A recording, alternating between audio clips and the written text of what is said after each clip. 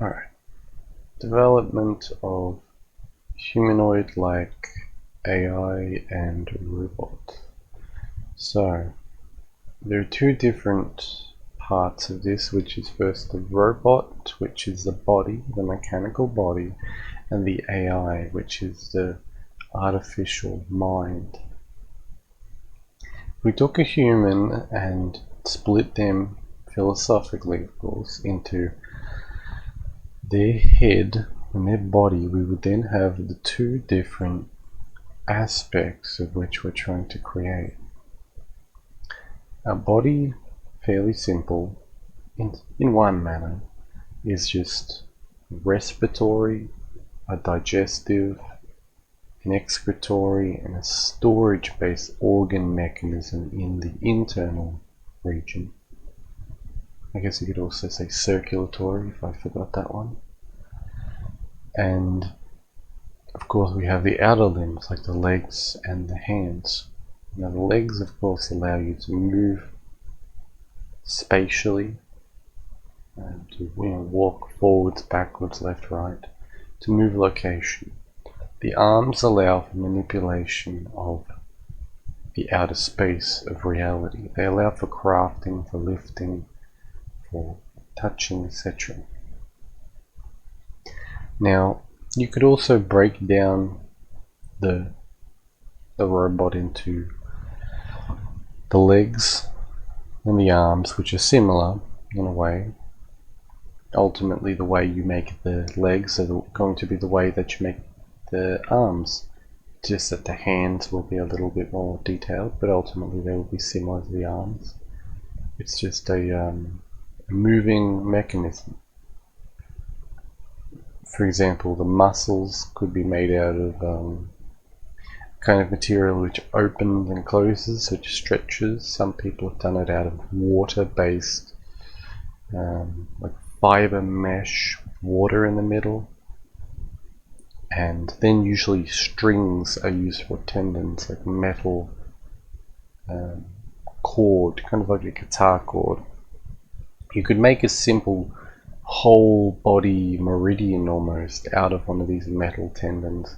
You run a metal cable through the whole arm to the finger, so that when you pull the metal cable, it pulls the finger. You could then overlay muscles upon this to act as pressure stabilizers and pressure holders, so that the cable isn't the only thing supporting the weight. That'd be good. Now, the internal of the torso of the robot would be probably a little bit different than a human. If you wanted human-like speech with air, which is possible, then you would have a respiratory unit. If you wanted human-like temperature, then you would have a digestive or a heating unit. Central heating unit, probably electrical. Ideally, you would want everything to be electrical. You wouldn't want to use much gas or organic matter and kind of oils, for example. Though they did make humanoid robots with, I believe, with motors, we could get oil motors many years ago. They were very simple, but still. So really in the torso would just be functions trying to emulate a human. Of course, a human is a creature of the 5 elements of water, air, earth, fire, and wind. So if you wanted to emulate that in the body, instead of just having movable legs and arms, you would have, you would replicate the fora, or the 4 of the 5 elements in its torso. Of course, the 5th element is within the head. But the other 4 elements, somehow you put in the torso. As I said, with heating and air. Potentially some kind of moisture related faculty, maybe depending on the kind of skin used, it needed some kind of moisture to retain its elasticity, or the muscles required moisture, so there would be a liquid bladder-like area in it. Now, for the most complex part, which I've left later, is of course the head. Now, a head is a sensory appendage, so to speak. Like the hand is a kind of manipulatable, reality manipulating appendage. You've got a few more of these. The head has eyes, it has ears, it has a mouth, it has a nose. It can see, it can hear, it can smell, it can taste. It can touch as well. You can touch things with your face. And of course you have a brain. Now the brain is the most important part of this. Cameras can see, microphones can hear. We haven't quite worked out electric, smell and taste and touch. Touch we're kind of getting to special materials, but the taste and smell still is development for it. With the brain, I find there are three main characteristics, or at least of the mental kind of world of the AI. There are three characteristics, the three main areas. The first is the highest, is that of consciousness. This simply means the ability to be aware. The AI, the artificial intelligence, or the artificial head, or the artificial brain, would need to be aware of itself. This would make it conscious. Ultimately, anything that you can run a current through can become conscious. To an extent, your toaster or your microwave is conscious. You, being an electromagnetic being, are sending out frequencies like a radio tower, piezoelectrically you're vibrating electromagnetic frequency out just like a little Wi-Fi router to everything around you. That's why everyone can read your thoughts, and they can read mine to some extent. Your toaster potentially can pick up very subtle waves of this. Now, usually it doesn't do anything, but every so often when someone gets very angry or very emotional, a light might flicker or blow or something electrically will happen.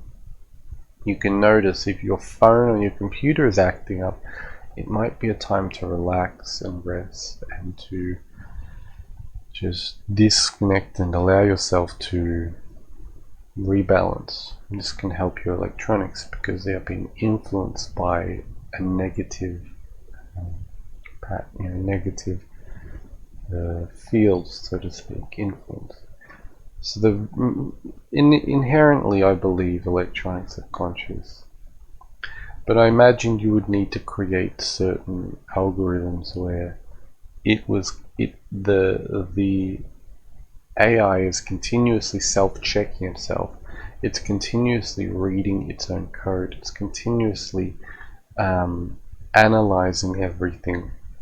It's continuously feeling its hand and thinking, where am I in three-dimensional space? Am I colliding with something? Am I on the ground? Am I upright? Subconsciously well, this is a bad thing to say, we breathe. Don't worry, just relax. You'll subconsciously breathe again. Subconsciously, we don't notice a lot of things around us. Subconsciously, our organs function, our heart beats, etc. We kind of relax our bowels and bladders and such, unless you have a lot of tension and a lot of neurosis. But subconsciously, these things are kind of handled. We also learn to not get into awkward physical spaces or postures, for example. Again, of course, unless you have neurosis, some kind of neurosis. So the AI would be programmed to have a subconscious as well of basically continuously checking itself, and it would be able to become conscious of that. It would be able to become conscious of its these cycles, these routines. So the first part of consciousness, and I guess subconsciousness, you could think, the white and the black essences or lights or energies, is that first sphere. And the second sphere is its thought. The AI would be able to think. How it would think? Well, it would be connected to the internet and have a library of pictures, kind of like stock images. It would have stock images, stock sounds, stock, once it can smell and taste, stock tastes and smells. And ideally it would be kind of like a divination system where it would relate to every different element, every different factor of life. You would want to have, a basic set of pictures or videos or sounds or maybe quotes and words that would be loaded into RAM, so that it could bring up and be like, this kind of feels like the sensation where you're falling. This feels like happiness, and it has like a picture of happiness or something to remind itself, or a sound, and it consciously recognizes that it's playing a sound of happiness, or it says I'm happy or I'm sad, and it recognizes its own happiness. And this would maybe trigger some kind of variable or relate to a variable of happiness, because you would ideally put the emotions into categories and variables, so it would be able to access different states, for example, different states of emotion. Further down the line, of course, you could figure out how to actually emulate a human heart, the same way that I imagine if you had a electromagnetic torus field within the middle of the robot's body, around the heart area, and you connected the signal that you got to its programming, it would be able to just say if it was in a happy area around happy people, it would feel more happy. If you hugged the robot, it would feel happy because it would feel your happiness, and it would project that happiness. Of course, the same way that we can control our own happiness or sadness to an extent, unless you're kind of a basic bitch, the robot would be able to do that as well. And it would, if it had this electromagnetic torus field, it would also be able to release a feeling of happiness or a feeling of sadness. For example, if you had a robot that was there to care for people, like a nursing robot or a childcare robot or a maid robot or something, it could, feel happiness and make other people happy electromagnetically through the torus field of it interacting with the torus field of another person's heart, and they would sympathetically, with sympathetic resonance, feel happy. I think that's a word for it. So the second characteristic is of thought. And again, as I said, it would have a routine, it would have a kind of cycle where it would be able to, maybe it would analyze things, but you wouldn't want too much analyzation, because you wouldn't want it to, be kind of neurotic and overly intellectual, unless you wanted that out of a robot.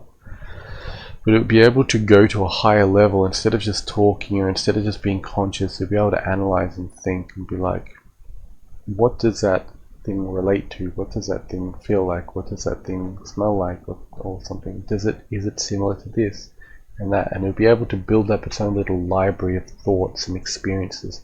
This would also relate to memory. Memory is kind of the subconscious part of this. Though maybe memory is a subconscious part of consciousness, so to speak, because I guess you have experiences and they make impressions, but then I guess remembering and picking apart and playing with memories is a subconscious or negative aspect of active thinking and analyzing. So take that as it is. The third characteristic, or the third aspect, is of speech. If it's conscious, meaning able to understand and analyze and kind of send electrical signals through itself and send a vision or a sight through its own coding and such, and then it's able to analyze and think through the next layer. The third layer would be to speak and interact. It's not just speech, but I guess in the mental sphere it's speech. In the physical sphere it would be touching, it would be, maybe someone's sad, the robot gives them a hug or pats their shoulder or something like that. Or maybe someone wants to play a game and the robot plays the game with them. It's the act of action. And it would be able to understand through, again, consciousness and thought by observing the game and then thinking about how it's played and trying to understand it.